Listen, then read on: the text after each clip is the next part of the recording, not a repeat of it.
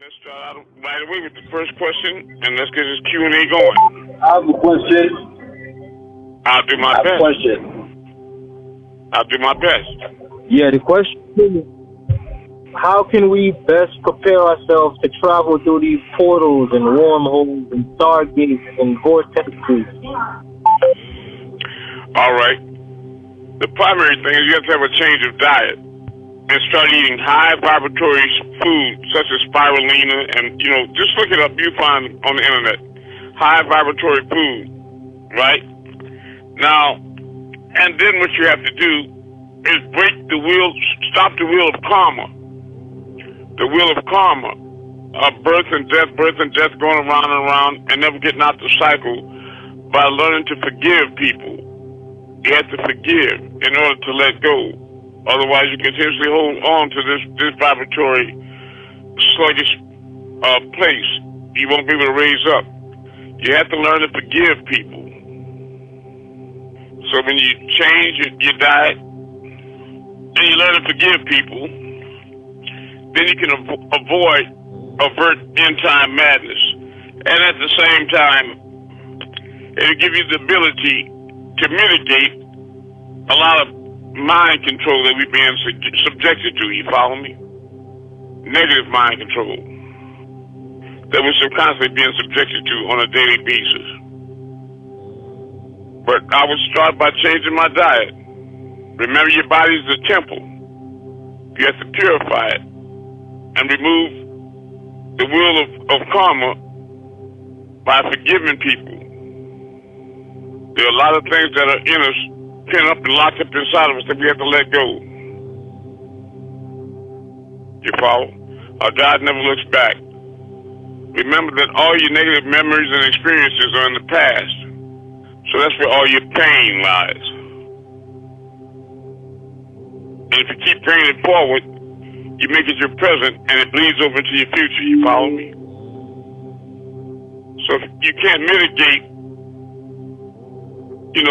the mind control that you're exerting on yourself that's negative by memories that you refuse to let go of in the past without making it your present and bleeding it over into your future. You follow me, brother?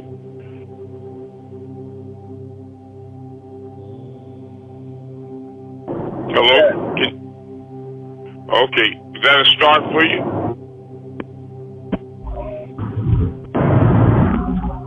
Yeah, that answer. All right. Cool. I love you. Next question. I have a question. By the way, that was a good question, brother. Go ahead, sister. Building on what the brother just said, and along the lines of going inward and turning our bodies inside out and taking flight. Can you explain that, please? Yes. Hanabab Yanu's taught on that for years about turning ourselves inside out. And a lot of people that were really physically based, they actually thought that he meant some kind of way pushing your hand down your throat, up your butt, and turning you literally. Just like when Jesus was speaking to his disciples over 2,000 years ago, and he spoke about the same process to them, because in order to follow him, they wanted to follow him to where he was going to prepare a place for them. He said, but you have to become again like little babies, like little children, in order to enter the kingdom of heaven. And one of the disciples questioned him by saying, well, how can we become again like little babies and re-enter our mother's womb? And he just thought to himself, wow, this mentality here. And they got their finger on the bomb. This is tragic. The thing is that this planet is supposed to be in an evolutionary cycle, and you all should have raised up and become a lot more in tune with reality by now. That's why the Most High keeps sending you messengers, apostles, and angels as helpers to help raise you up as spiritual guides, right? But it's a sad thing when people are still in the same vibratory state that they were thousands of years ago and they haven't really raised up at all. It really explains to you the draconian influence. Now, a lot of people are confused about what I just said, but they have large ports. This one way they affect you. They have large tankers that pass over cities that emit volumes of mixed gas that slows down and dumbs down your vibrations and your consciousness. They especially fly over centers and large populations where the consciousness level is beginning to raise up. And they're known to be moving over large bodies of water and drawing large volumes of water up into the crafts to mix with these gases. These are interdimensional crafts, so most people won't ever see them, right?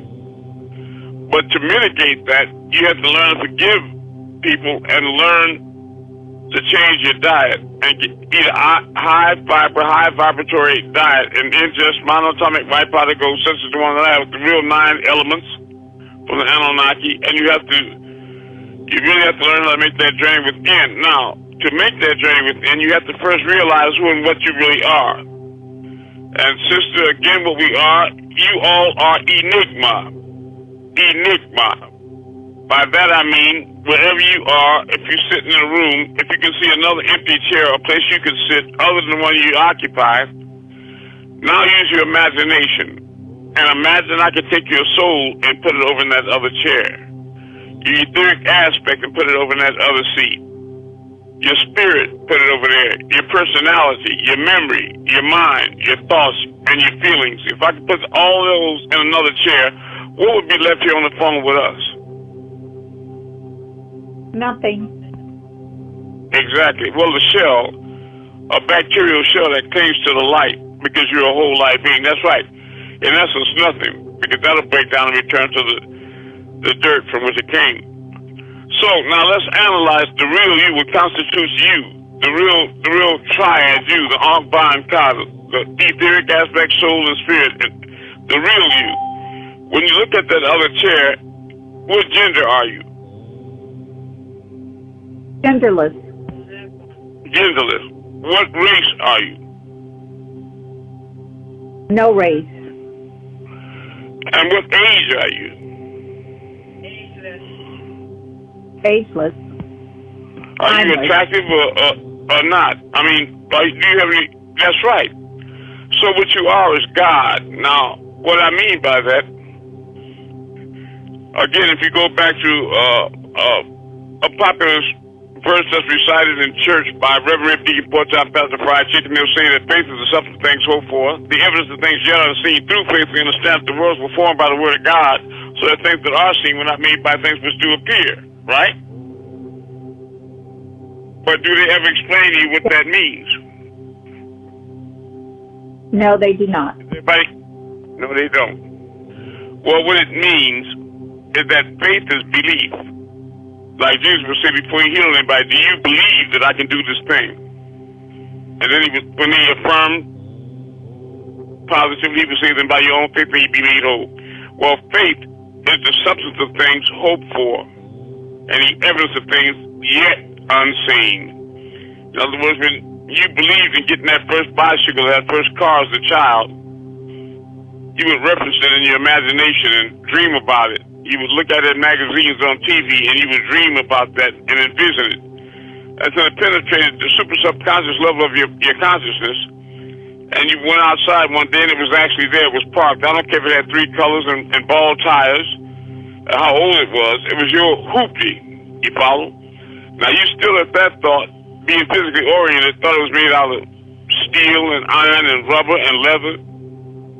But now you're beginning to realize that the substance that was made of is your faith, your belief in it. As a deity, you created that with your imagination. The first word in imagination is image, right? And now through the second part of it is through faith or belief, we understand that the world, being the sun, moon, and stars, were formed by the word of God, so that things that are seen were not made by things which do appear. Meaning that your hand on the phone and the stars in the sky, they were created by the Most High, but he doesn't appear. You can't see him. In other words, I can ask you to go outside tonight and point at a star or the moon. You can say, I see it. It's right over there, Amun. But if I ask you to point to the Creator that put them there, you say, well, I can't do that. I can't see him. That's my point. So what have we established? What was created or made is seen, right? But the creator of them is unseen, right? Right. Tua. But my question is, and it's a serious one, which is realist, the creation or the creator of it? The creator of it. All right, so you just affirmed that the unseen is realer than the seen. You follow me? Which transfers back into the room in that empty seat. So we just established that the parts of you that I can't see are much realer than the parts of you that I can see, don't you see? You follow me? Tua. So you are God. You are God on the inside. You have an inner being on the inside of you that is divine. You have an inner vision. Your pineal gland reflects the third eye, or all-seeing eye. Inner vision, inner hearing, inner heart. Not the one that pumps blood. That's the calb, the physical muscle. But the heart that can be broken by a child 1,000 miles away that disrespects you on the phone.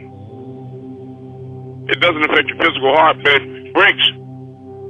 It'll break your heart terribly, emotionally. That inner being is the real you. Now, to turn yourself inside out would be to be able to remember, Zachary, sight, that you are this spiritual being having a physical experience. You follow?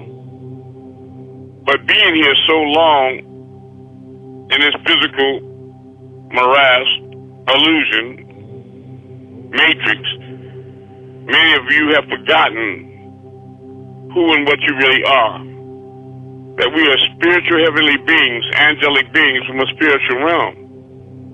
And the fall of man was to drop down in vibration and kick on the magnetic grid to attract magnetic particles to cling to the light to form an outside skin that you call a bashar, or flesh, to make you appear visible like the invisible man putting on clothes so we can see him.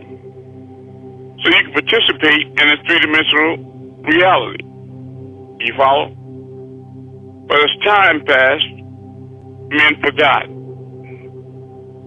So it's time to wake you up again to who and what you really are to make that journey within. When we move stars at 10:30 at night, and we will again tonight, as you all, how many of you here have been moving stars with me? This is in Lucas. I have. Hotel. I have. Okay. Now, those of you that are moving stars with me, Rahubat. All right. Those of you that have been moving stars with me, do you think you're doing that physically or spiritually? Spiritually. That's the aspect of you that I'm here to reactivate, or help you to reactivate. Which is why the brother with the first question was so significant, so important, and so vital to the thrust of this class. As we have to raise our vibrations and turn ourselves inside out and reconnect with the reality of who and what you are, which is God. And God is not a man. You follow me? Therefore, make no pictures of or carve any images of in the water beneath, on the ground, or in the air above. No image. You can't see God. So how can he be a white man? Please. How can he be a man? Because when you look at the attributes of God, when you asked about who God is as a child, where is God? Your parents and all those in authority over you said that God is everywhere, baby, right? Y'all remember that? He's omnipresent. Yes. He's everywhere. Yes. Well, how can a physical man be everywhere at the same time? He can't. And then when you think about your physical attributes like sight and hearing, they're all restricted. In other words, you can't see with your physical eyes past the floors, walls, and ceiling of the room you're in. But if you close those and use your mind's eye, you can see your car parked outside in the driveway, and your bedfellow on the playground in the 3rd grade. And that's not just memory, because you've had dreams or visions where you saw something happen, and weeks later it played out on a physical plane. You told the person next to you, I saw this in my dream 2 weeks ago. And we all know you can't remember the future physically if it never happens yet. But like John, you can't be taken up in the spirit on the Lord's day and see the future thousands of years in advance. Am I right or wrong? You're right. Because to God, there is no now or then or here or there. Everything is here and now, happening at the same time in the same place, just vibrating on different frequencies. So you have to wake up to that to turn yourself inside out. And remember, Zachary, who and what you really are. But you have to realize that you're an Enosite at this point in order to begin that walk. Taking that long walk on that short path with me, like I did with the master, Partner Babianu. Okay? Now, I like where you're coming from, so if you have more questions in regards to this, please. So I have another question. So in regards to the ascension, we're eating proper, and we'll turn ourselves inside out and go to the next plane or to the 5th dimension. I guess my question is, what about those who've already ascended and they no longer have bodies? Will they get new bodies, or they'll have an option to? Go ahead. Okay. Well, it would be arrogant to say they don't have a body. I said that they are whole light beings. They don't have a physical body. What I mean by this is when you travel in a dream at night, sister, when you get to where you go, do you feel like you missing a leg or an arm or anything, or do you feel just like you do now, whole? No, I don't. I guess I'm trying to get to the importance of keeping this body intact. Oh, you mean is it possible? Yes, it is. Let me explain. Your spiritual being was the Creator created you sonically a black mud fashioned into blew his breath into your nostrils from out the corners of him, and thus you became a living soul. So that light of the heavens and earth is within you in your solar plexus, like the solar system above and the atom below, as above, so below. So God is inside the temple. It's not a building on feet, but the place on the side here next to your ears and your eyes windows to the soul. God is inside of you, and every night when you fall asleep and the brain and the physical body go into slumber, your spirit, which never sleeps, is activated. And without the struggle against the physical flesh, it raises up in vibration. It travels up the light cord of your spine through the 7 heavens, 7 planes, 7 chakras. Past the laryngeal seat, pineal gland, and it gets to the crown molar. Again, we have a thin, transparent, hollow tube about the diameter of a thread called the etheric cord. It raises up in vibration at the mouth of that tube and causes it to expand in an opening like a woman dilating to give birth to a child. This is real you. It raises up and goes into that tunnel, that etheric cord, now wide enough to accommodate the light. And then you have astral flight, or out-of-body, OBE, out-of-body experience. This happens every night, but many times some of you don't remember. But you leave your body every night this way. Now, the difference in what you're asking me is that with a master, they can raise up their vibration with their spiritual light so high that they can cause the etheric tube to expand so wide that it can accommodate not only the spirit but also the physical form. Are you following me? And they can pull their whole being up into their crown, or the sham we call a spoofa, and they can take flight in their physical form anywhere they want. In fact, not just across distances, but across time and space and dimensions. Yes. Yes. They can do that. And when you have to understand that when you break speed you travel faster than 186,272 miles per second, that time stops. And when you exceed the speed of light, it starts to reverse. So they become masters over time and space. They can reverse age. Again, like when you saw Jesus up on that hill in the morning, early, the disciples got up and they saw him standing, having conversations between Abraham and Elijah. And they were thousands of years apart.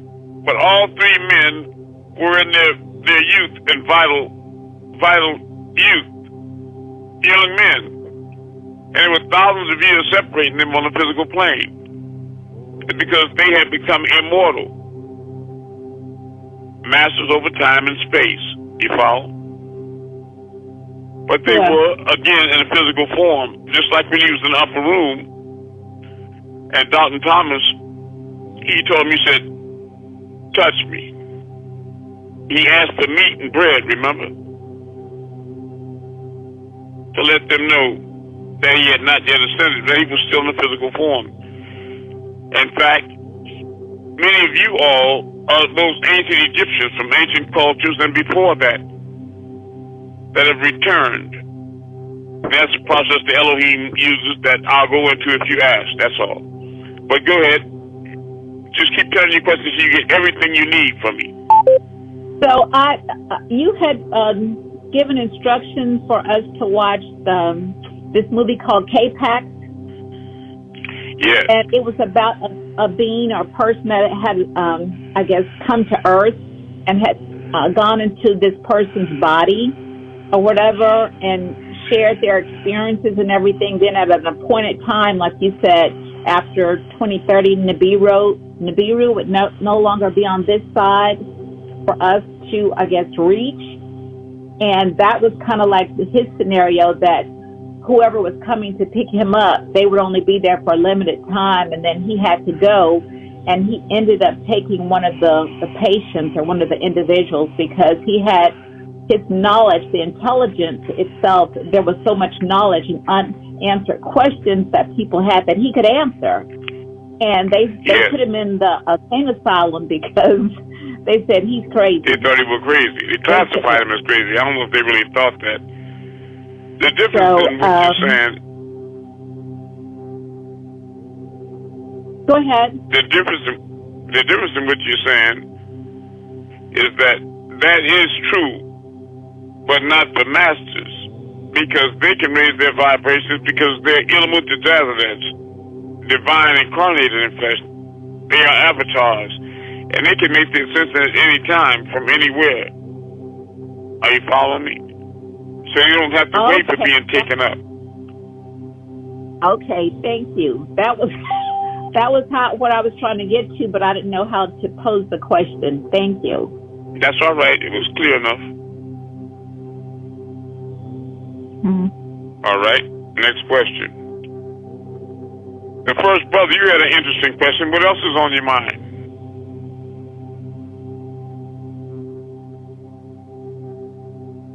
All right. Next person. Anybody else? Yes. They can't hear you now.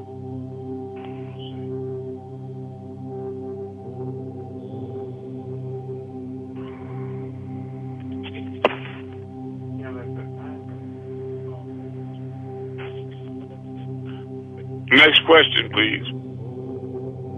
I have one. I'll do my best. Okay, I know you said that we all have 7 clones, and we're different not from all our of us. counterparts. Some of us have 9 clones. Okay, The vast would we majority ever of people on Earth have 7. Go ahead. Oh, I'm sorry. I was just going to ask, it's will okay. we ever encounter Will we ever what? encounter any of them? Yes. Some of you will, some of you have. But you know they're there by sensing their presence in a way that Malachi York told you that he has a clone in Tibet. Malachi doesn't smoke, but his clone does smoke a pipe. So sometimes when he talks to people, he can see the smoke come out of his mouth. The example I use is that many times you all are walking and suddenly you get a sharp pain in your side for no reason at all, no apparent reason.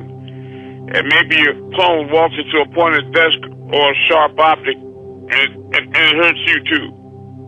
In the same way that symbiotic twins can feel each other's pain or joy. Just much closer because the clone is identical.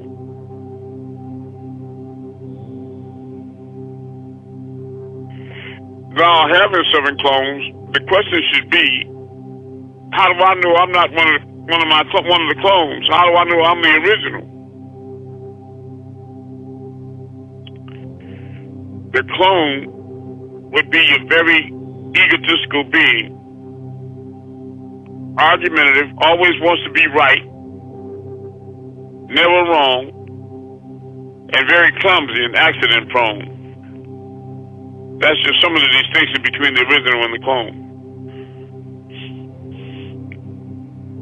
Next question should be, what's the purpose of a clone? Anybody know that? In case we Does need anybody anybody. Go ahead. I'm sorry. Go ahead, sister. No, I had said in case we need any kind of body parts or something like that. Precisely. Exactly. The clone is there in case one of you get hurt or injured in an accident and you need to replace a kidney or a heart or eye or any body part. Unfortunately, one of your clones will be chosen to sacrifice that body part. Go ahead. Her question is can a clone ascend, make the ascension? And the answer is no.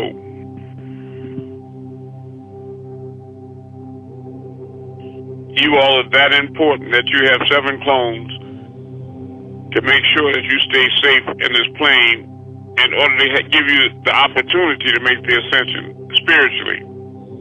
Because your bodies are disposable. They're just like changing clothes or garments in summer, spring, winter, and fall. Like Malachi told you many times, if you knew what death was, you would all make out $1 million insurance policy and jump in front of a truck and make your family better off. If you understood what death was. There's no death to God. God can't die.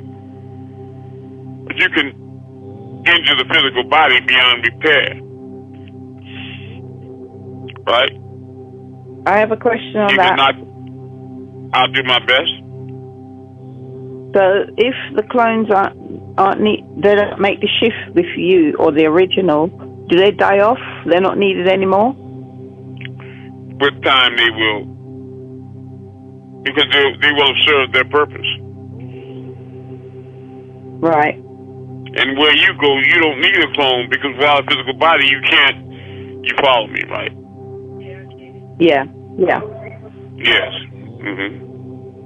You'll be as Samad, be independent. You won't have any needs. Okay, next question. I got a question.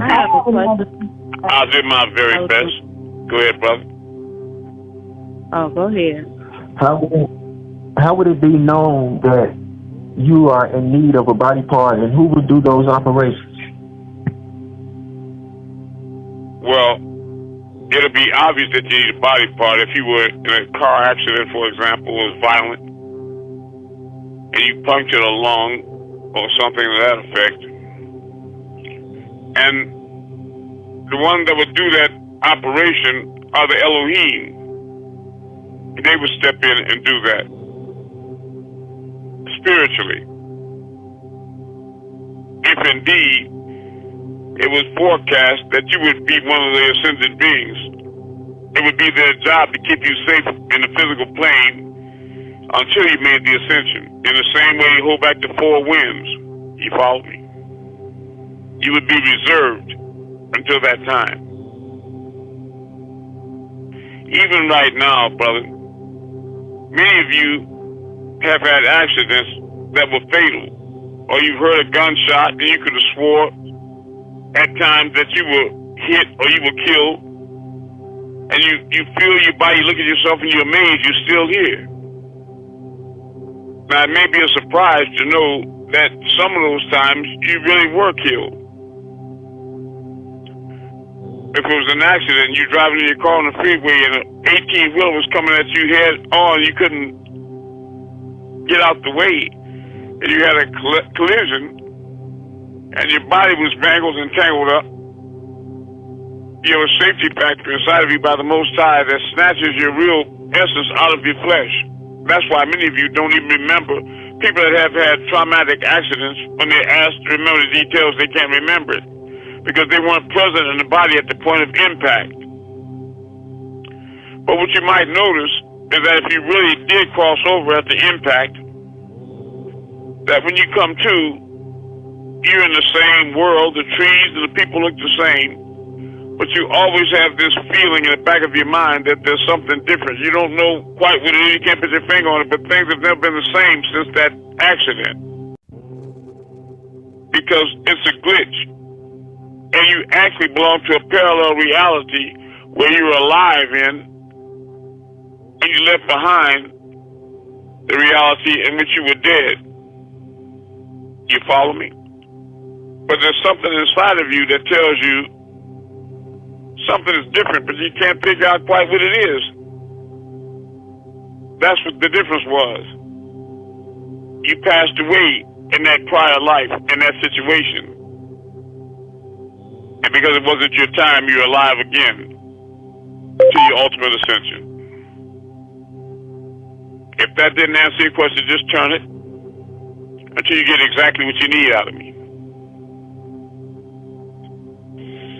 Thank you. I love you. Now, the sister had a question. She waited patiently for. Yes, I had a question about reincarnation. What is reincarnation and where does it come from? Reincarnation is a belief that was brought about mythologically by Cleophas. What reincarnation means is to come back in the same cardinal body, and that's not possible.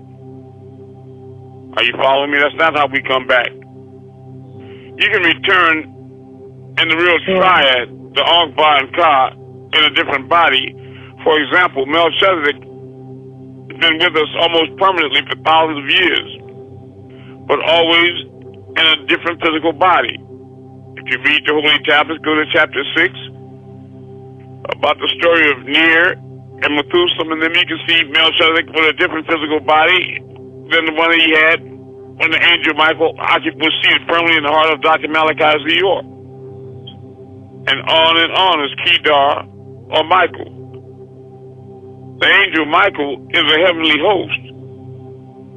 And when needed on earth, that consciousness is seated firmly in the heart of a chosen man that received the title Melchizedek. Are you following me?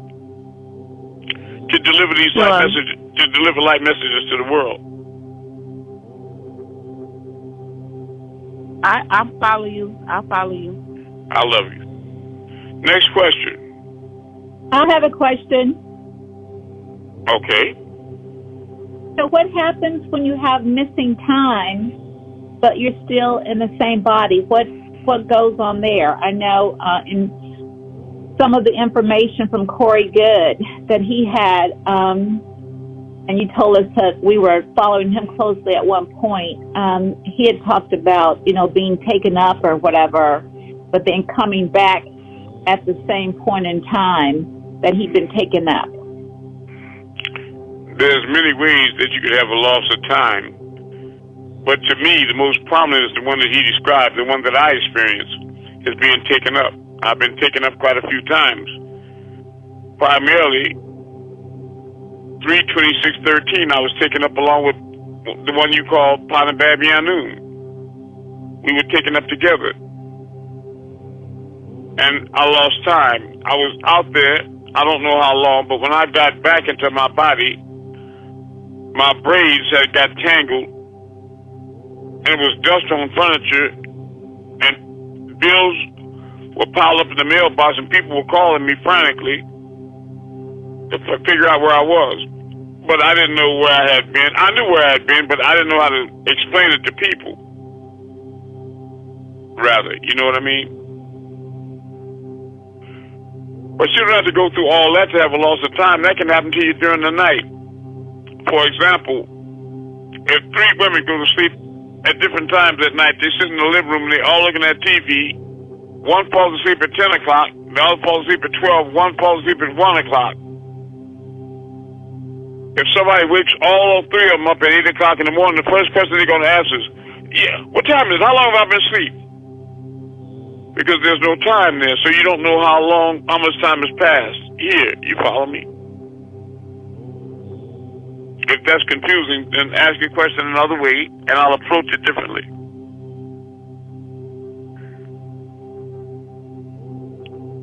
Rahubat. Rahubat. I guess adjust. Tawahat.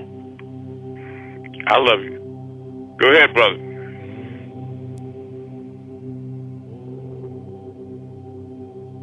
Rahubat, brother, you have a question? No, I was just tuning in, just saying greetings. I love you. I love you. I love you. Bless you. Rahubat, I have I don't have a question, but I have an experience. Okay, very good. Okay, so I want to say like earlier this week down in Florida, and you know if everybody has been chiming in about down in Miami how they saw like extraterrestrials in the mall down there. Mm-hmm. Well, this particular day, I want to say it was like on Tuesday, I was taking my trash out, and the moon was out, and it was a star sitting right above the moon, like it wasn't sitting too far from the moon, and then it was like it appeared to be a star, but it was moving. And so the thing about it, it wasn't blinking red or nothing. It was just like a bright bright light that was just cruising across the sky, and I was just watching it. I watched it. It came over my head, and it just kept moving, and it did not disappear. And a lot of people did it stay with the moon. It moved away from the moon. No, it moved away from the moon. Mm-hmm. And that's the direction that it was going. It was going away from the moon. Because I was thinking because I thought that, just because I was moving, because sometimes when you're walking, it appears that everything is moving with you. I follow you, yeah. But I stayed still, and as I stayed still, I watched it go across the sky, mm-hmm. and it just kept. It never blinked. It never did anything. It just kept going across the sky. And that was moving like it moved the same way it does when you move a star with me. Just independent. The other stars didn't move. Just that one. Just that one was moving. It was the same thing that we do, right? Exactly. It was moving across. It was just moving across the sky. All right. And it never stopped. Well, I figure it was either intelligently guided by all planet beings, or there was somebody on the earth that's been walking with me that is raised up and is capable of moving a star like that. That would be my 2 best explanations, because I wasn't there with you to share that experience. Correct, which is understandable. Mm. I just thought it was very interesting because a lot of people. But yeah, a lot of people you. think the extraterrestrials. Yeah. It was a lot of you. people think extraterrestrials they're just now getting here, but they've been here already. They're just now revealing themselves more and more. That's right. And I'll tell you the truth. I'm on the phone with you right now. And I'm an extraterrestrial. So is Partner Babianu. Definitely. And many of you here are extraterrestrial hybrids. Chimeras. You see, in the 50s, they made their presence known to world governments. And there was a species of Elohim that told them that they were here thousands and thousands of years ago and actually created the human race in its present form. And the people in charge of the industrial military complexes and in real power, past presidents, basically at that time, they were right-wing Christian, and they don't believe in anything existed before 6,000 years ago, or it was created other than by their mythological God. So they rejected that concept, and they wouldn't let the people hear that because they thought it would break down the system. They had fear of that. But, yeah, that's true. They have children here. Some of them are children of the Watchers. They are agreeable and disagreeable. Are you following me? Some of us were sent, and some of you fell, and that's how you got here. But Earth itself is a penitentiary for wayward angels. Like Dr. Malachi Z. York said for those present at the Athens ball, on stage, when the comedian got down, he grabbed and approached the microphone and looked at the crowd and said very succinctly, "You Nuwabians are those fallen angels." I was there. Nobody objected. Raised their hand and said, "Not me." But there were other questions that could have been asked too, but I refrained. I digress. All right.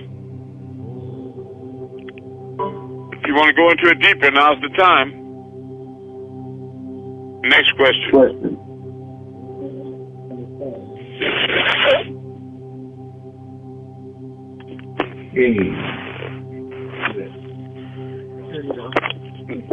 I heard you. Okay. Next question. Brother Amun? Yes. I want to say something. If this is Hotel. If y'all was paying attention to the news here, I was watching it tonight. Over in where Israel is fighting that battle over there, what they're doing is going into the graveyard, tearing the graveyard. You got bodies all scattered over the place, and now the international council is trying to make them hold them accountable for that. But to y'all that live there in Florida, y'all DeSantis is done dropped out of the race. I'm glad to hear that. He dropped out of the race. You're trying to be a mini-me. That's good.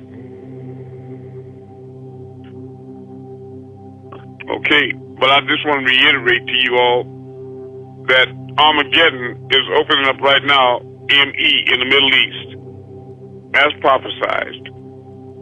Believe me and hear me very clearly. Armageddon is opening up right now in the Middle East. Keep your finger on the pulse of the world and start watching the news. Research. You got over 16 countries involved already. Countries, not tribes. Next question. Or statements. Next question. Let's keep it rolling. We got things to do, places to go, and people to see. Kick top. We're on the clock, y'all. Next question. This is a Q&A class. If I can come with answers, surely you can come with questions. Okay? Hello? Yes. I have a question. I'll do my best. Go ahead. So normally I could move stars, but when I'm outside, I notice that, like when I'm around a lot of people, I notice that like, I try and move the star moves back, like it's like forcing its way back like an elastic. Like, okay, let me ask you, brother. Are you on a speaker? Brother? Are you on a speakerphone? I'm not. No. I know.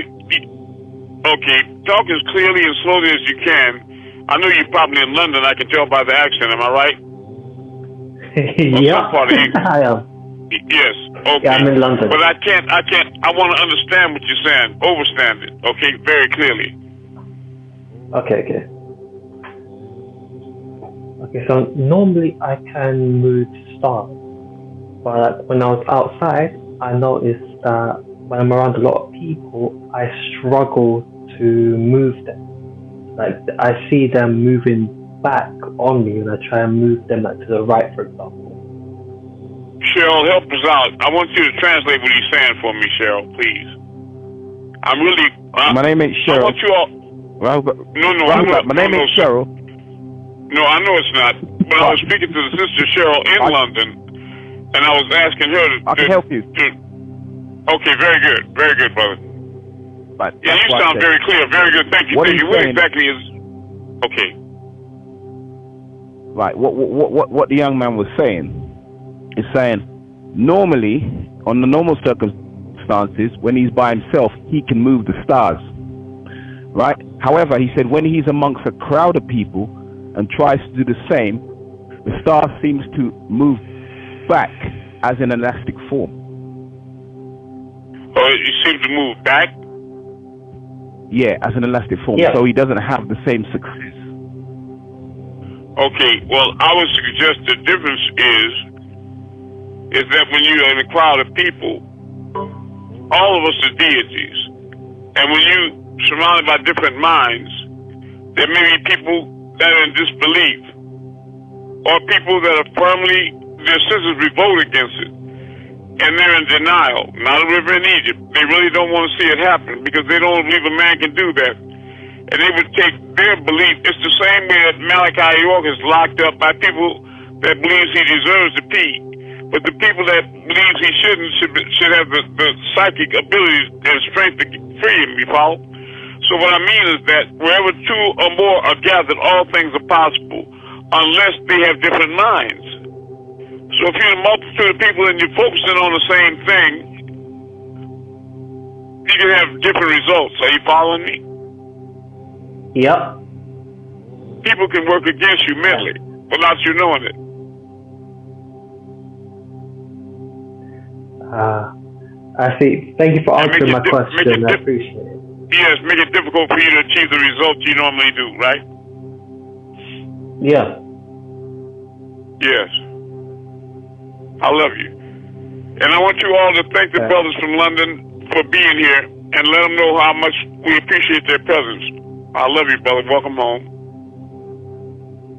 Thank you very much. Welcome home. Welcome home, brother, and thank you so much. Thank you all for coming home. And I hope you bring the whole world with you. All right, next question. Stay closer and you do more than move stars. You know what he said 2,000 years ago, that one day man would do greater things than I, right? That's reality, that's a fact. Is that you, Gabab? Are you here with us? Yeah, I'm here. Gabab. Yeah. Okay, I'm glad to hear you. And thank you for bringing people. Bless you. All right, next question, family. I have one. I'll do my best. I wanted to know more about the Julian calendar and why they changed the Julian calendar to the Gregorian calendar. Well, it was done by Pope Gregory. It was an individual that initiated that change. You follow me? And his reasons were personal. Right? He didn't get a sign from the Most High. There was no divine... I mean, there was a white man that changed it because he was in political power to do so.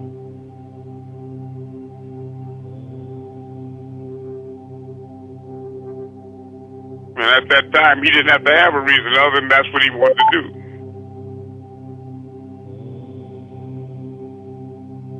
Why, do you prefer the Julian calendar? No. No, well, I guess he didn't either. So he changed it. Pope Gregory changed it to the Gregorian calendar. Okay. So I guess his name too will be remembered, right?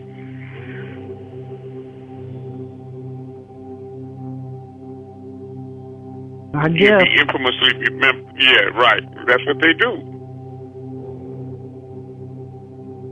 Emboss their name or stamp an imprint in a way that they'll be immortalized.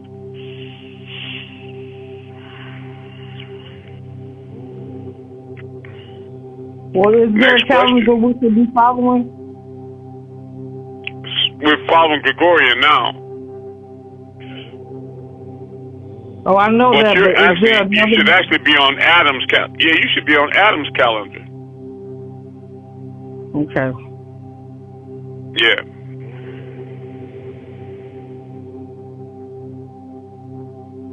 Next question. I have a question. Okay. The Mayans All right. ascended, correct?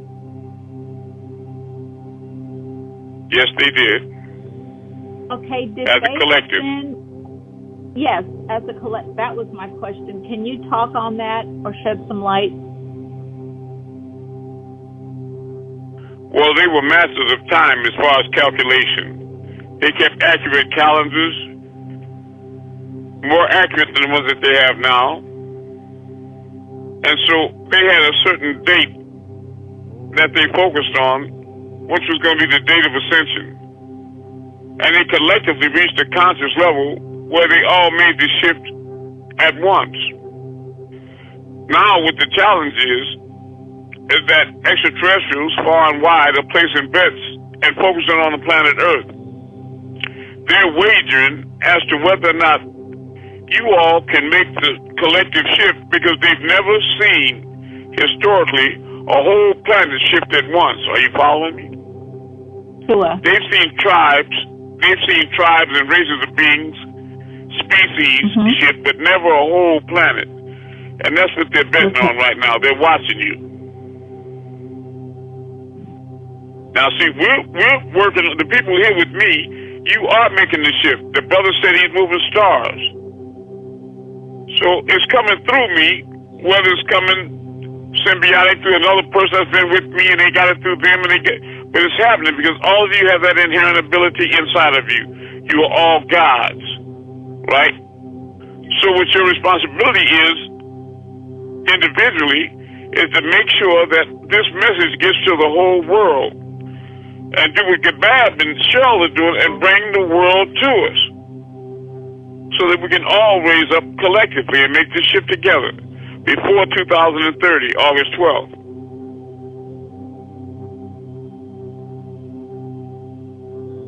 You follow? Tick-tock. I got a question. I'll do my best. Okay, so you know how like how everybody, you know how they say like the last list is in like 2030, but when you look throughout time, it's only been a shift. Like, cause I was born in 1990. Like I was born in an area where we had like the little Nokia phones, and then as time progressed, it got to the 20s, then it went to the flip phones, then it went to the the smartphones and everything. So it was just like a shift in. It's like a shift in dimensions, because from what I was reading in the Holy Tablets, everybody is not, that 144,000 is going to be taken up, but they're going to send that to reteach the people. So 2030 is not the last list off.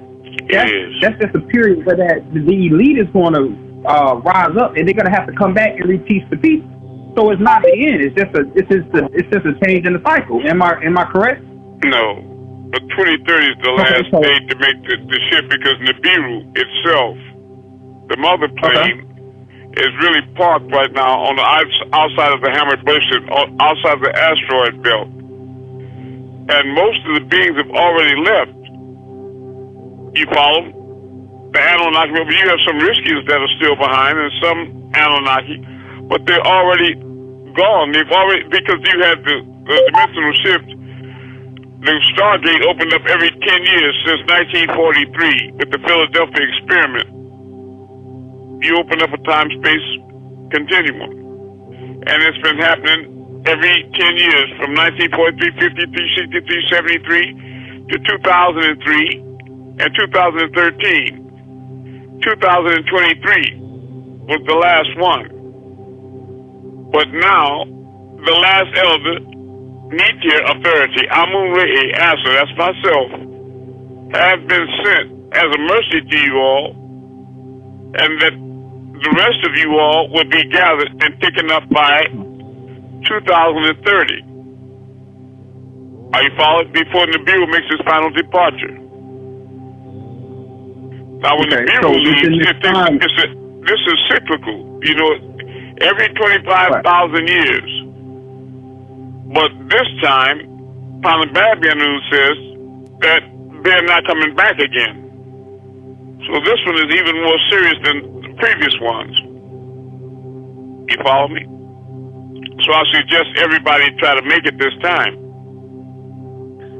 So the 144,000, that means like that they're already taken up and they're gonna come back and I don't know. People then before I don't know what the number is numerically, but whether I'm sent here to gather up 13 or 1,300, I'm just here to get my number and do my job.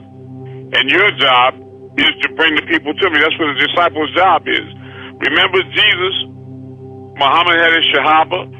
He sent them out into all the territories to deliver that life message to the people. And they weren't doing their job. And when he gathered them, they said, because they all have different dialects and they don't understand them. And so they got lazy about it. That's when he took them up to the upper room, and you had the day of Pentecost, where he brought down the gift of cloven tongues, meaning that when he sent them out, that each disciple could speak to a crowd of Galileans. There could be Chinese in there, French people, but everybody understood them in his own language. I'm saying when they spoke Galilean, if you were a Chinaman, you understood in Chinese what they were saying. So they had no more excuse. They went out and brought the world. And right now today, people still remember that mission and those disciples and Jesus by name. Simon, Peter, you can name them. You know those beings. Because they did their job, and they too will be remembered for all times. Goodbye. You follow me? They were called the sons of thunder. Rahubat, yeah, greetings, got you. All right. That's right. Remember Simon Peter walked on the water just like Jesus? Yes, you may. Please. Mm-hmm. Can I share an experience that might correlate with what the brother was asking? Sure. Personally, I've had an experience where obviously moved off into what you call shall we say sleep mode, and I had the vision of the world was coming, or areas of the planet, but especially here in London or in England, the world was coming to a quite a catastrophic end. Like the wind was high and everything else. But what did happen, I got to a place, it was a designated place where I got to, and I bought. There was 49 people. I brought 49 people to the spot, and the craft came down, and the beings that came off the craft were these you would call them Greys, Zeta Reticuli people. However, they said to me, my seat was ready, but I said no, because there's still people that need rescuing. They then turn and look to me and says. Yeah. They then turn and look to me and says, "Are you sure? Because you know this has to leave." I says, "Yes." And I says, "The reason why I'm sure is because death means nothing to us." So with that, I left and head back towards London, and the craft it took off. I know you're sincere about that. I know you're sincere. I know you're sincere because I was taken up 3 times, and I gave the same response. In fact, I went to the Brown Mirror in Atlanta with a fellow named Michael Mumford and his daughter. And I was sitting there because I had been disrespected the last trip there by the Nawabians. And there were 3 young brothers up on the stage reading a letter from Panababyanun. And he got to a part where he got real vicious and was attacking all of them, calling them fools and cursing and damn it, do you know who it is you're messing with and this, that, and the other, about how they disrespected me. And then he said, and you, speaking to me directly, he said, and you, we came to get you 3 times, and you kept going back. We starting to believe you. What's going to happen is that we're going to get so far away from you that the general noise level, you know, in the atmosphere is going to get so loud, it's going to be hard for us to hear you and for you to hear us. Are you following me? And that scared me, but it didn't change my mind, because what I was telling them, for example, I don't know where I was, but I was standing up, clearly in another state. I looked up at the sky, and I saw this bright, bright star. What I thought was a star, and it was coming toward me. And I looked at it, it was so bright, I was amazed that it wasn't burning my eyes. But it was a soft and gentle light. And then there was another light that appeared. When it got closer, I could see there was another star like it, but much smaller, orbiting around that bright one. And it got closer and closer and closer. It got so close until it enveloped me. I was inside of it, and I lost consciousness.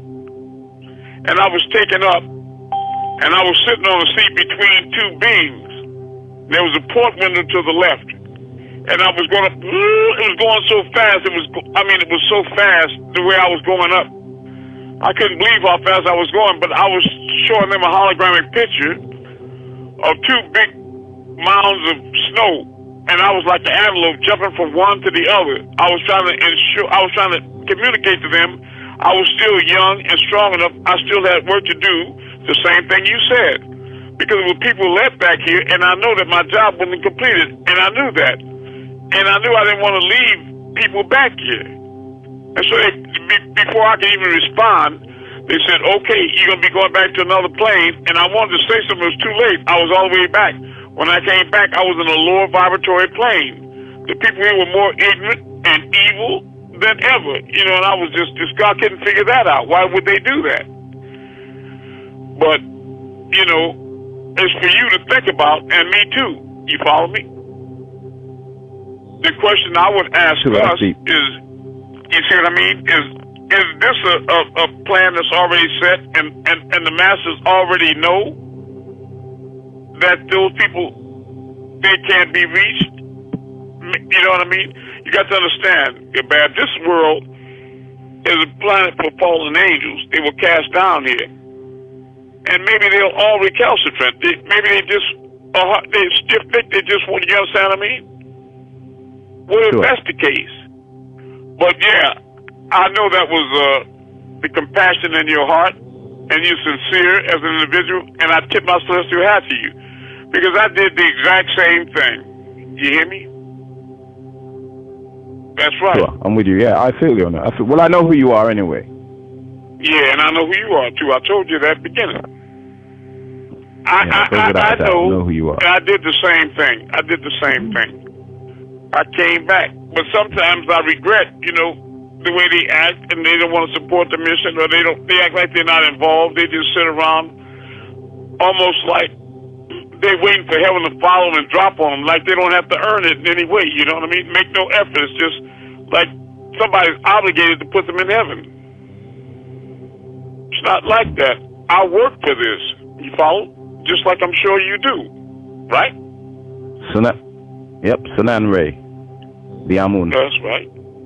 That's right. Mm-hmm. I sacrifice. I'm willing to put that, like you said. Of course I put my life down. I mean, Malcolm X and Martin Luther King, they weren't teaching things on the level of the stuff that's coming through me.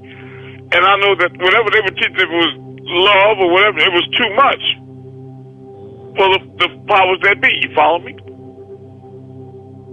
Sure. But I love my brothers and sisters. I love my people. I love you all. I really do, Gabab. Yeah, I know. I feel it. Yes. And I don't want you left behind. That's right. It is there. And I don't want you left behind. You're my family. I don't care what it takes. I just know that once I get you all there, that we can look back down here and see what happened to the ones that were left behind. And I just hope that you can say, you mean that could have been us? And I say, yeah, that's right. It almost was. TikTok. snap out of it. That's right. This is real. It's not a game. And forever is too long to be flirting with. It is. This is most serious. The utmost seriousness. Yes. Nothing could be more serious, or time barred, or urgent.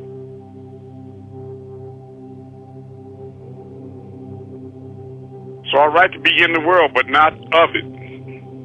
Come out of her, my people, and be ye not partakers of her sins. Come out of it. Like the first brother that asked, you have to get a better selective diet, get high vibrational diet. You have to break the wheel of karma by learning how to forgive people. And don't tell me that you've forgiven everybody, because you still have some resentments in your heart. If you didn't, you wouldn't be here. It's what's holding you, binding you to this prison. We've all experienced a lot of negative things from people in a lot of different ways. And we've been emotionally scarred by that, but you have to learn to let go. You have to outgrow that. And Gabab, like you said about death, these things are really minuscule when you look at the eternal past, the eternal future. What are these things, these little things, in the scope of eternity? You follow what I'm saying? It's nothing. So we got to stop majoring in. We got to stop majoring in minors. You got me? I'm with you, 100. Got to stop majoring in minors. You don't have to chop down a giant saguaro redwood to get a toothpick. You don't have to do that. Don't let something so small and trivial, like bad experiences, hold back your deity from eternity on the throne and immortality. These are gifts never to be cut off. Wake up. Tick-tock. Next question.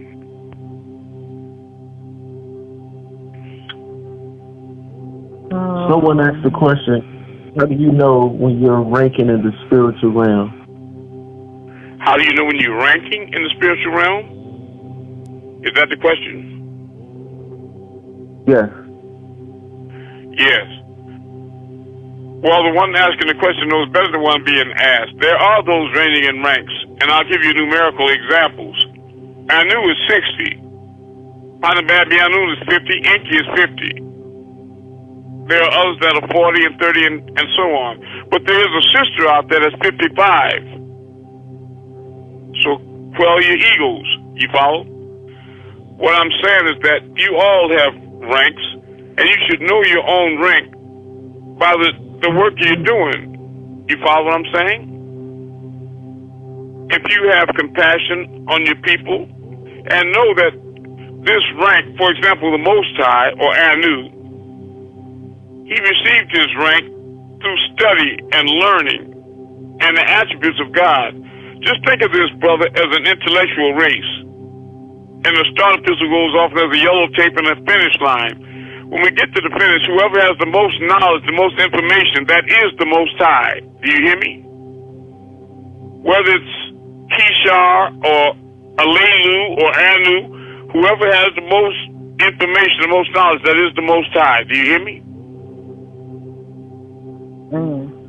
So if you go to the Holy Tablets, in chapter 6, it will tell you about the council, and that there's the 19th seat that'll be held, and the 19th will be transformed into the 25th.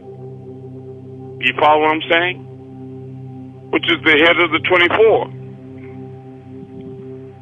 So there's going to be a shift right now, and it's happening. I remember being taken up, and I was standing to the left of the throne, looking at a being that was looking straight down and out. He was very tall and thin and heavy melanated, black, on a real high back throne. It might seem like a joke, but it's not. And he had a crown on his head that looked like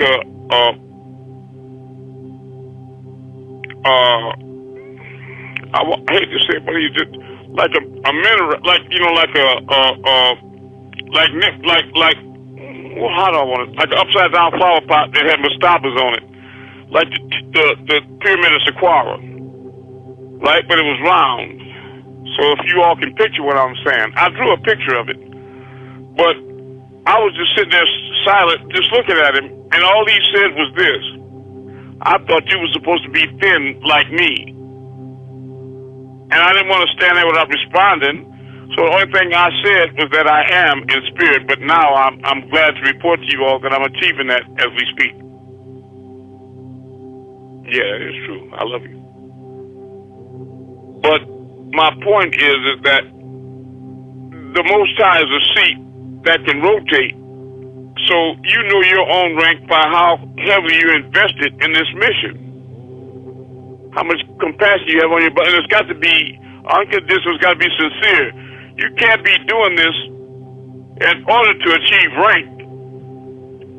You have to be motivated sincerely out of wanting to raise up other people to reach and surpass your place. That's how your rank will be judged. But you have all things far and in between.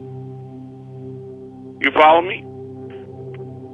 All I'm saying is that I'd rather be the servant of the Most High than a king in hell. You hear me? And I'm serious about that. And I know the difference through life experience. So I'm choosing wisely. But unfortunately, there are too many of us that would rather be a king in hell than a servant in heaven. Because they don't understand the value of the gifts. You follow? So I can't give you a specific number about your rank, but I am saying that you should know your rank. You judge a book by its cover. You know, you have to know what just like a tree, you judge it by the fruit it bears. You would judge yourself the same way. So I could ask you the same question, brother. What is your rank? And we'll be able to tell by how many people you bring to class, how many people you raise up and enlighten in your daily travels, or attempt to in your family, because I know it's difficult to reach people that don't want to be reached. But it is a job, and sometimes you all encounter stiff-necked, devilish beings trying with all your might till you have veins in your forehead to wake them up. But be conscious of the fact that sometimes there's a seraphat walking behind them, a brother or sister that's trying to get your attention because they want to know this.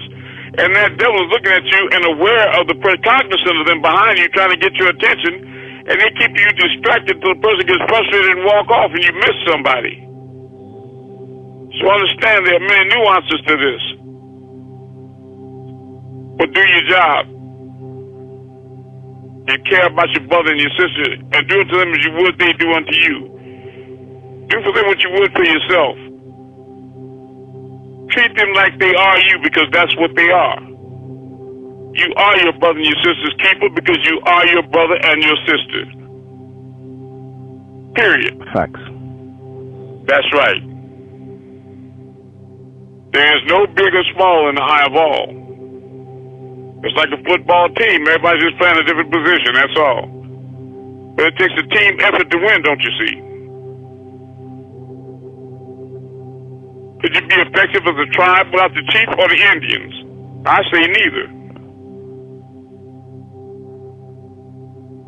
What would Jesus be without disciples to carry his message out? You follow me? So let's work together and get it done. Each one, teach one. Go get people. Post up this information to the entire world.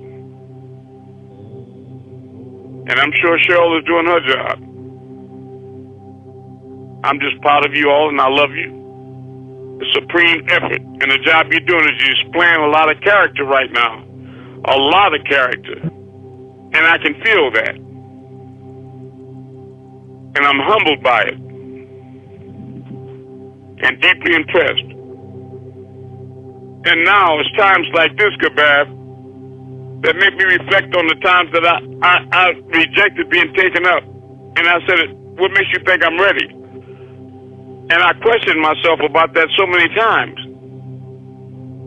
But it's times like this and people like you that make me reassured about my decision. You hear me? Sure. Thank you very much. Yes. Thank you very much. Thank you very much. And I know you hear me. That's a heartfelt whisper. I hope you really feel me. I'm sincere. No, I'm watering up you. a little bit right now, yeah. Yeah, no, I hear you.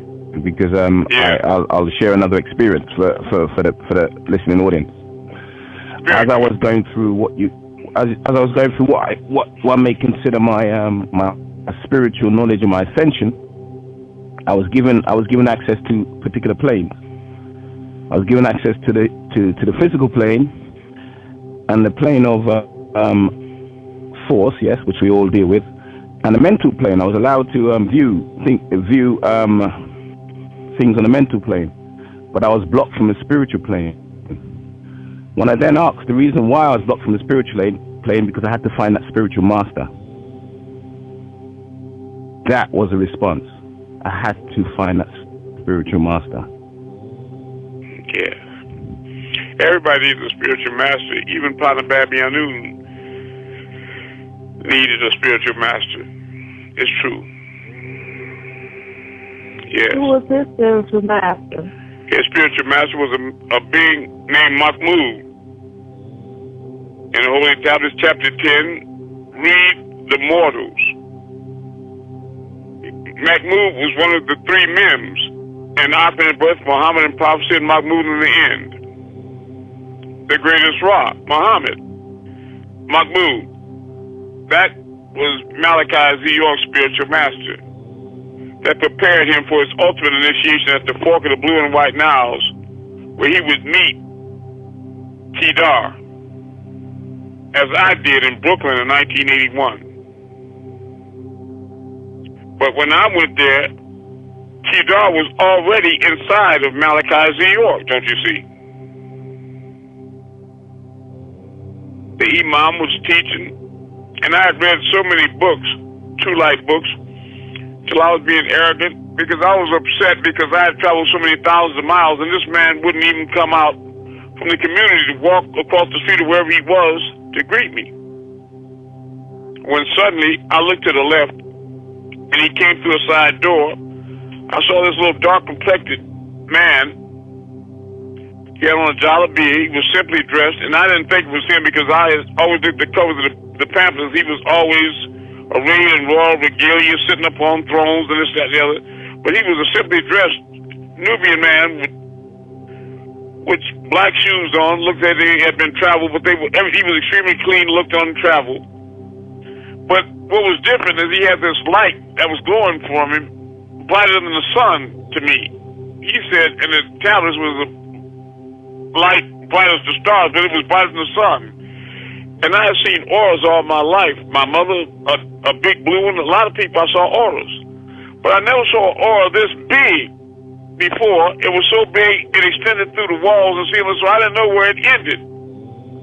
And then there was something else. It was a strength emanating from him that in my description then, I told the people in San Diego when I got back, he was so strong, it looked like if an 18-wheeler would have hit him, his feet wouldn't even slide. So I thought to myself, no wonder he can write books like the Kersey, the Cannon, the Dog, and all that, and they can't do it. Because with soldiers like this around him, they can't get to him. They were thinking it was him. But then he got up and he started giving the Shahada. You know, Matthew like, well, I got the right to be, well, silly, well, you only carry, etc. Faith in detail. And when he got through, he called me up. And I got up and went up on the stage with him, and I automatically hugged him, and I whispered in his left ear. I said, "I love you," but I was looking up when I said it because I knew this was the divine. I knew this was without that light was not a physical man, Star Mover. And then we heard the call for Adhan, and everybody was rushing to the mosque. And he asked me, he said, "Do you know how to pray?" And I told him, "No, I don't. I just received a call in." So he said, "Follow me We went back through a corridor and we went into a back room, and I saw 2 rugs there. And he stood on one and I stood on the other. And he went through he said, just do what I do, and we ended up in sujud and prostration on the floor.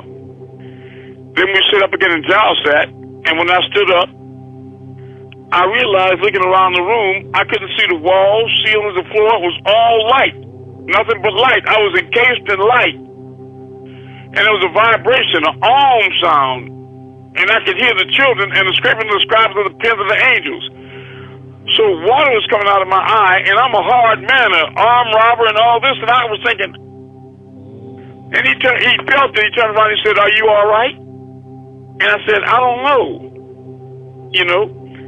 But then we went back into sujud again and prostration, and then when I got up, I was praying to Allah, whoever, I was praying so sincerely for the room to come back. And I got up, and the room was back, and I looked at my watch to check flight times. I was so gathered, and he said, don't worry, things like that happen around here all the time. And I was thinking to myself, not to me, no. So I got on a jet and was flying back home. And I remember there was a movie screen, and it was a movie playing called On Golden Pond. While I was looking at the movie, all the people on the plane was turning around, staring at me. And I felt self-conscious. I thought it was something on my face or my clothes. I went to the bathroom, checking myself to see anything. So when I got back to San Diego, I was coming down to the airport, and I was upstairs getting ready to come down the escalator. And one of my lieutenants, Charles Muhammad, he said, Imam, your face lit up, you shining like the sun. And I thought, well, I just dismissed it. Came on down there, swooped me home.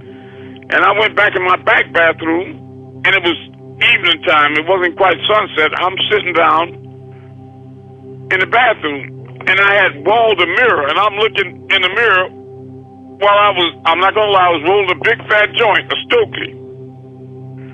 And then I took my big lighter, and I went to light the joint. As soon as I lit it up and hit it, I saw that light before. I was staring at that light. I saw the light.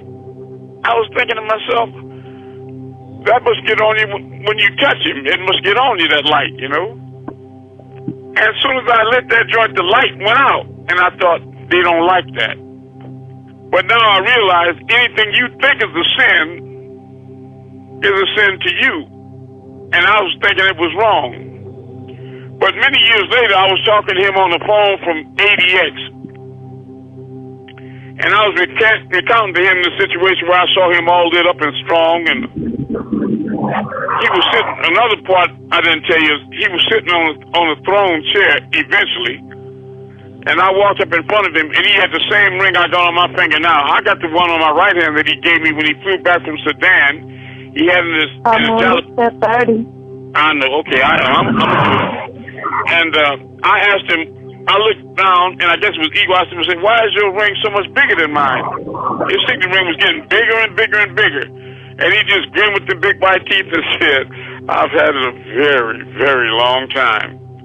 But on the phone, he told me, when I got to tell him about his light, he said, guess what I was looking at while you were staring at my light?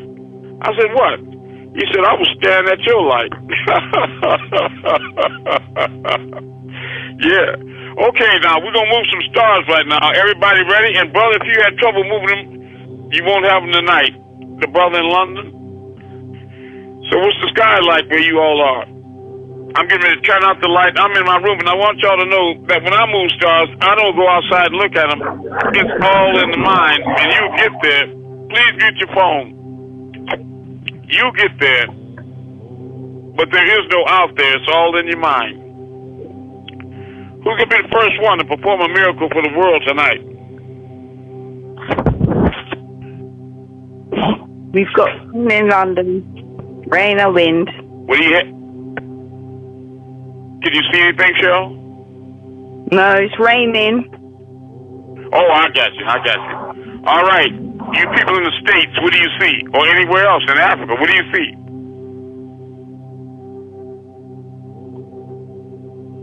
Khalil in Florida. Florida's pretty warm. What do you see?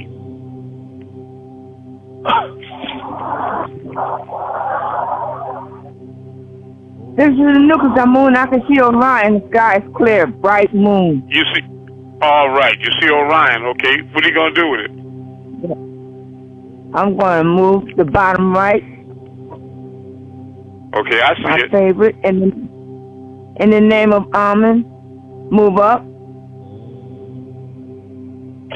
Move up. It's moving up. It's going up. It just moved up. Little erratically. It's wobbling a little bit, yeah. I see it. A little bit, yeah. Yeah. In the name of Amun, drop down.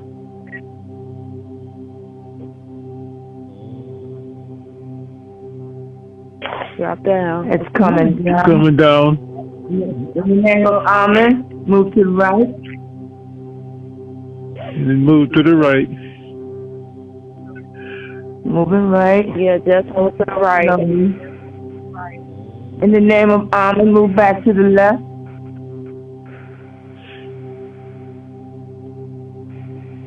It just moved to the left. I'm doing a little shuffle, but it's moving back to the left. Amun, move closer.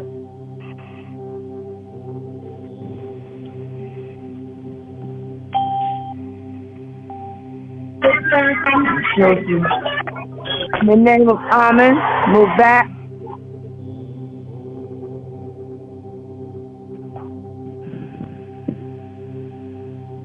It's moving back. Moving back. In the name of Amun, go in the clockwise circle. I see it going in the clockwise circle. And it's moving clockwise. And I want you all to know, I love you. I love you more. I want you all to know that when you do things in the name of Amun, everybody that's walking with me, they receive their new name. And in your name is what name? Amun. Amun.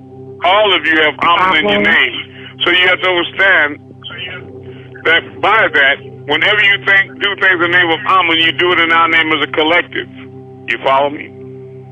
All right, now the young sister, the sister that's bearing witness to what they're doing, you can obviously see. First off, I want you all that are here with me to tell them where I am right now. He's inside in his bedroom, lying across his bed in the dark. And I bear witness. And we are outside in the parking lot. That's right. So I want y'all to know, I'm not going outside physically to see him. Okay? All right, young sister, what do you see? Oh, you want to move Orion, the same one you just bear witness to? Or do you see the moon? What do you want to move, the moon or Orion? Whatever you want to move. Oh, no. I think Orion will be good. Do you want to move the whole creation? Yes, that'll be cool. Yes. All right. Then tell the whole creation which way to go in the name of Amun. Rahubat. Rahubat. Go ahead, sister. Creation in the name of Amun. Move to the left. Move to the left. It ain't doing nothing.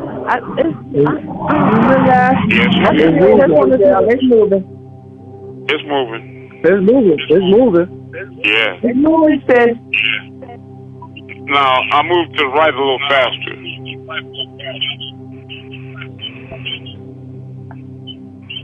In the name of Amun, Orion, I want you to move to the right. Okay, Orion. Okay. Move to the right. It's moved to the right. Yeah. It's moving right. It's going to the right. In the name of Amun, Orion, go up. It's going up. It's going up. It's going up. It's moving up.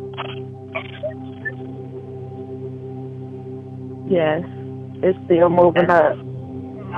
Let me walk down the street from up so I can see. You didn't know you had that kind of power, huh?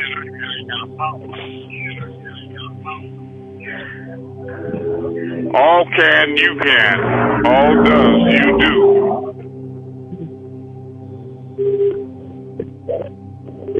All right, sister, what else you want to do with it? Well, it's not a whole moon. It's like, it's I want to move the moon. Okay. Is it enough surface to put your face in it?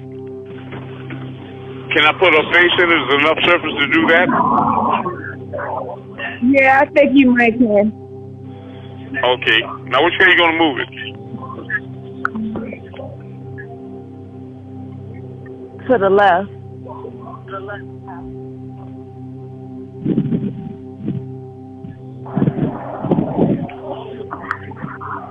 Whose face is that? Whose face is that in the moon? It's yours. Yours. You're going to see a mouth moving at the bottom, 2 eyes.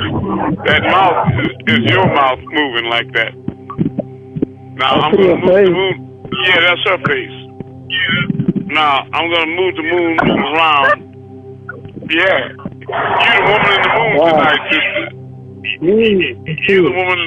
Now, the point I'm making by that is by putting you all's face in the moon, I want you to be able to look up at yourself and down at yourself at the same time. Because when I tell you that you're the all, I mean that exactly. So what I mean is that not only are you your brother and your sister, but you are the moon, the sun, the stars, and the space in between. You are the all, don't you see? You follow me, sister? Brother? Yeah.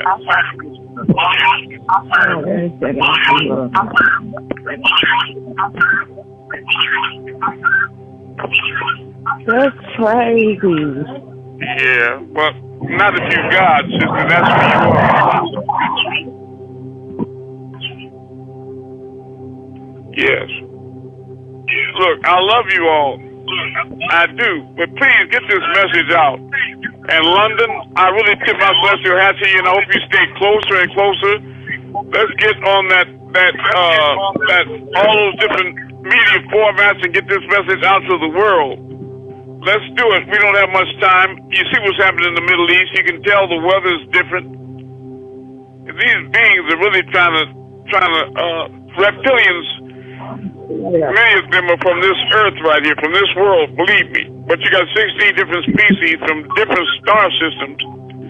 And you can't get an accurate tell on their history because you can't get the truth very good out of deceptive beings. But they are primarily from Draco. But regardless of where they are, the star systems that they control right now are ones that they've conquered. And I want you to hear me. They're doing their best to conquer this star system and conquer you and steal your soul. Wake up. I'm not kidding. They're working and you feel them a lot of times. You feel them in people, in energy.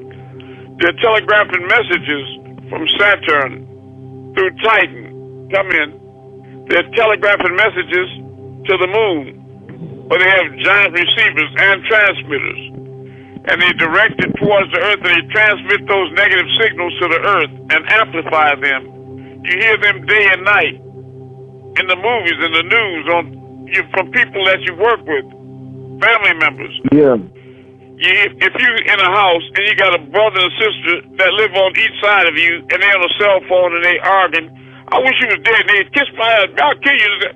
You think those waves are going around you or through you? Through you. They are going through you. You're being affected by all this. You're being bombarded by negativity from these draconians. You got to create a psychic self-defense. You have to do it. Yes. Or they'll consume you. But you know you have something to fight for because you know you're God, Moon. You hear what I'm saying? You are God. Their price is too high. The price for hell is too high. You know that you have some people have the mentality like a crackhead. If you have 2 doors in a room and you put 500 bricks in one and 2,000 bricks in the other, and you tell them, say, look, I'll pay you to move those 500 bricks. Them niggas will move 2,000 bricks to get out of work. You know what I'm saying? Yeah. Now, a crackhead is spending more money on crack than a man or woman can make working on a job, throwing away their life. So they paying the hell out of at a serious price. Don't do that. Don't take sugar for shit. It's smoke and mirrors and snake oil. Don't do it. Wake up. Spread this message. Achieve your rank. Get your brothers and sisters out of hell. You know we've all tasted the touch of it. It's not a game. Let's get out of here. Amun-Rayay. Peace. Post it. Gather the people. I love you.